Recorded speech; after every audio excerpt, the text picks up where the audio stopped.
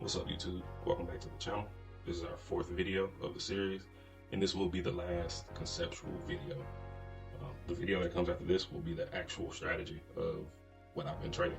So, like I said in the beginning, there's so much to know about trading, so many different strategies, so much to learn.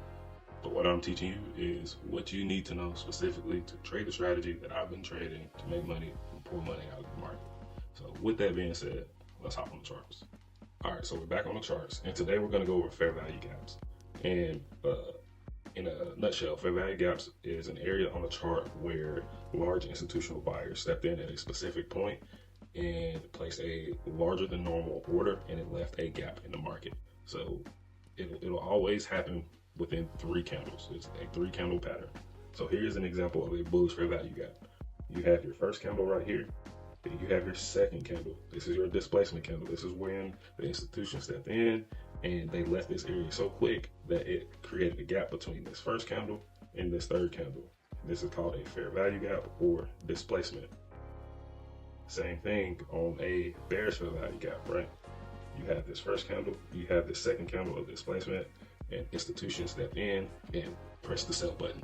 They put a lot of money on it, press the sell button, and it left a gap between this first and this third candle, right? Because at the end of the day, these candles are just showing buying and selling between institutions. That's all it is. So let's go and find some examples on the chart. Here's one right here, right off the jump. 3-candle pattern, right? It'll happen between 3 candles. We got this candle, a big institution stepped in and hit sell right here, and it created a gap between this first and this third candle. Fair value gap right there. That is a bearish fair value gap. Let's see if we can find a bullish example right here. You know, we were selling. A buying institution stepped in. Big old displacement candle, right? Kept buying up. So it left a gap between this first and this third candle right here. And the gaps are identified, like you can just see the gap right there. But most importantly, on these other candles, like look at these candles right here. Let me zoom in. Like they're kind of in line with each other. The wicks overlap. The ends of the candles right here overlap. With the fair value gaps, the wicks on the first and the third candle are nowhere near each other. They don't touch, so it leaves a gap in the market.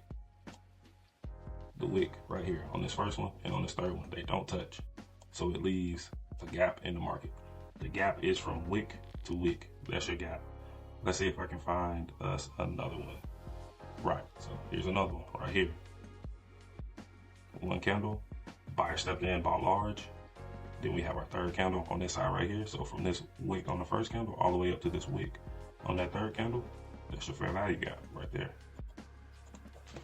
So, I mean, I can just keep pointing these out because it happens so often. Because like I said, these candles are just a representation of institutional buying and institutional selling. So, you know, somebody watching this video that may have more trading experience in the beginning may say, why is he teaching them about fair value gaps? Like that's such an advanced thing for a beginner. But like I said in the beginning, I'm teaching you exactly what you need to know how to trade the strategy that I'm trading. All right, so for the strategy, fair value gaps matter because like I said, it's a symbol of a big institution stepping in and placing a buy order or a sell order. So in terms of the strategy, I need to pay attention to these fair value gaps. I need to pay attention to 2 things. Are they being respected? Meaning that when the fair value gap was created, if it was a selling fair value gap, if price taps back into it, is it being respected and selling back off, or is it being inversed? Inverse means that if it was a selling fair value gap, that it was completely inversed by green candles, and now the fair value gap is no longer there because buyers stepped in. And it's the same thing for a buying fair value gap. So I'm going to show you an example. I know that could be a lot and kind of confusing. So let me get this off the screen right here. We have this bearish fair value gap, symbolizing a big institution stepped in and placed a rather large order. How do we know it's a fair value gap? It is a 3-candle pattern, right? One candle, 2, 3. The wick on the first candle does not meet this wick on this third candle right here. So I'm just going to take this and I'm going to drag it all the way across because it's going to be good for our example.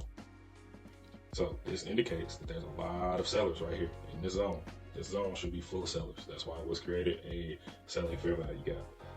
So two things can happen. Like I said, the fair value gap can be respected or inverse. I'm going to show you an example of what a respected fair value gap means. We put in all the selling pressure, we created a fair value gap. Now, the market likes to be in balance.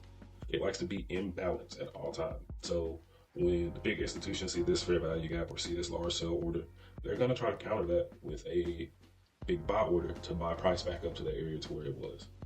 So you can see that this happens right here. We created another fair value gap on the way up. I'm not really worried about that one because I've already spotted this one. And we tap into it, and as soon as we tap into it, what happens? You can see this large wick. That means that that big seller is still here. The moment he gets into the zone, guess what? Price comes right back down. We go retest it again, price goes right back down and does not retest it at all for almost 6 hours, okay? So that means that this fair value gap is respected. So if I'm in a sell, if my strategy is telling me to sell, and I see a selling fair value gap come in, and then I also see that it is being respected, that means I'm on the right side of the market. That means I need to keep selling because I'm selling with the big institution and I'm selling with the big player that put this big sell order in. All right, so that is a respected fair value gap. Now we're going to talk about an inverse fair value gap. An inverse fair value gap just basically means it is no longer respected.